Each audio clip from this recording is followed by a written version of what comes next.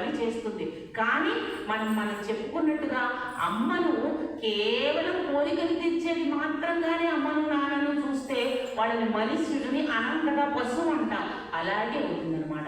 ఊరికే నోరు చదివితే కాదు, అబ్బా శ్రీమాత మా అమ్మ, శ్రీ మహారాజ్ఞ మా అమ్మ, విశ్వానికి అంతటి కూడా అమ్మ, ఎంత ప్రేమ ఉంది. ఆ భావనతోటి అనుసంధానమై చదివితే ఎంత భావన ఉంది చెప్పండి.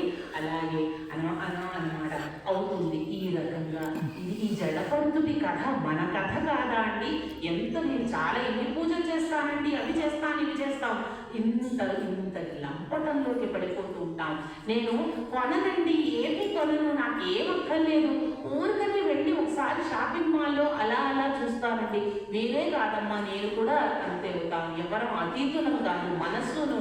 కానీ ఎందుకు చెప్పుకుంటున్నాము అంటే ఇది ఇలా జరుగుతుంది ఈ యొక్క పాఠం, ఈ యొక్క దీనివల్ల అనుభవం వల్ల పాఠంగా మనం నేర్చుకోవటం కోసం నేను ఇక్కడ పూజలు చెప్పుకుంటూ ఉన్నాం.